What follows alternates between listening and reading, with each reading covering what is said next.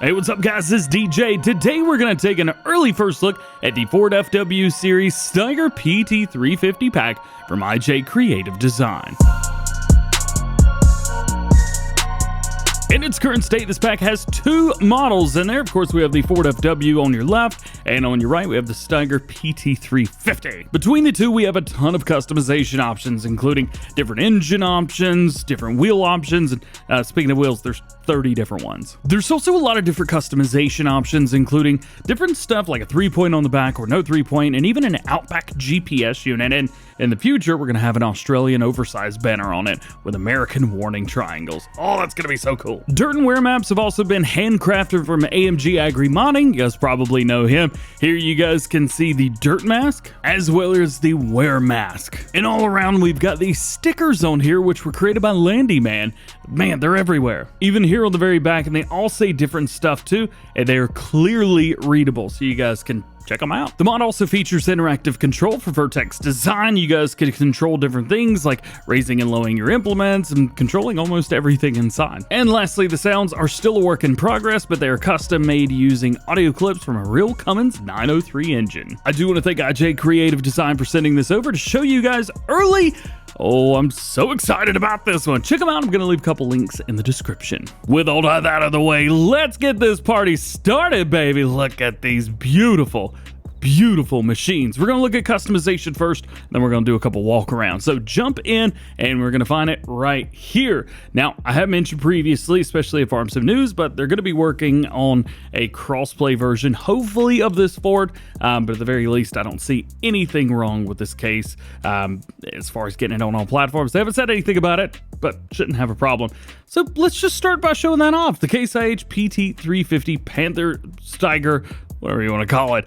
Engine setups on here, so we have a 350 and a 375. This version only has two, whereas the Ford has 4 different engine options, which is very cool. Wheel brands, we have Trelleborg, Michelin, Continental, Midas, BKT, Vredestein, and back in again. We do have singles, triples, and we've got big tires as well, all throughout. Tons of different options. You guys are going to love this tractor. There's just so many things to choose from. We've even got big old super singles in the BKT and trips and duals. I mean, come on. How do you not love this?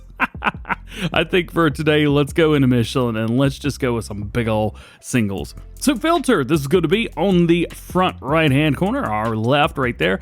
Outback GPS, you can throw that on there if you want to. And we even get a screen inside of it. 3-point hitch on the very back, yes or no. And then we have a license plate option there as well. Jumping over to the Ford, basically identical here. Engine setups, we have 4 of them. We have a 265, 295, 335, and 375. So we have basically a tuned version of the biggest one, which is nice. Wheel options seem to be virtually identical, so you're going to find the same thing through there. Filter, yep, on the very front, right through there.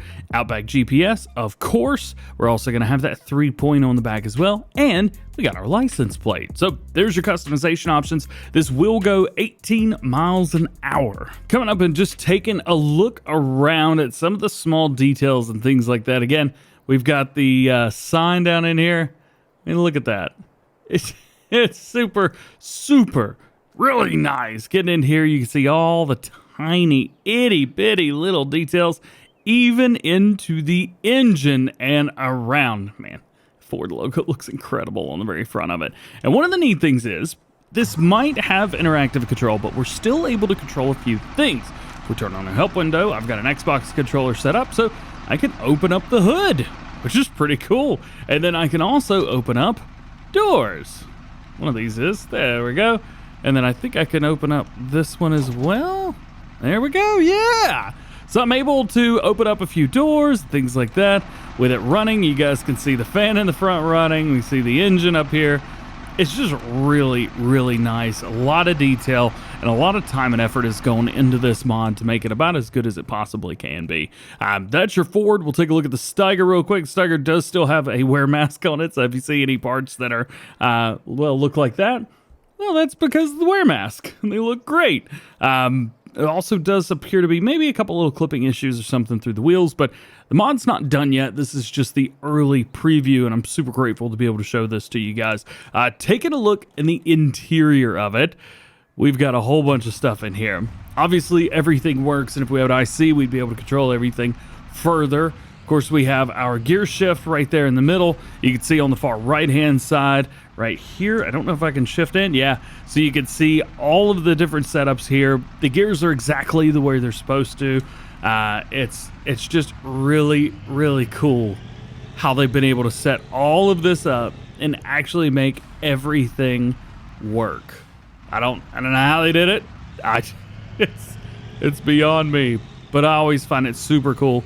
And I love doing some stuff in first-person mode just to kind of get a look around. Sorry, I'm getting used to the controls. I've been playing Farm Sim 23 for too long. Now, do keep in mind, this may be a large tractor, but your power's only going up to 375. So you're not even dipping into the 400 yet. So you're not doing the job of these big seeders like a Borgo or possibly a Seed Hawk, something like that. And you're not going to be using these absolutely massive subsoilers and things like that. However, for tillage, and especially base game equipment like the case disc, or maybe you want to use the Kverneland plow, these are absolutely perfectly suited. We'll jump in there, we'll get that guy, jump in here, hire them up on a worker as well. I mean, look at that. I don't even have it cheated. It's just going, baby.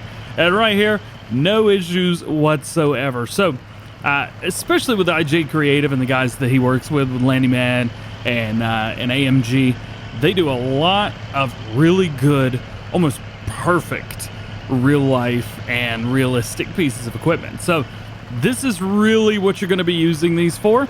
So do keep that in mind. Don't think you're going to be running these massive things. But hey, if you've got, I guess you want to do that side. All right. If you guys really want to do things and do it the right way, I mean, that is just beautiful. And at least for our first look, that's probably going to be about it. I do want to thank Mr. Creative Design, IJ Creative Design themselves, for sending this over to show you guys ahead of time.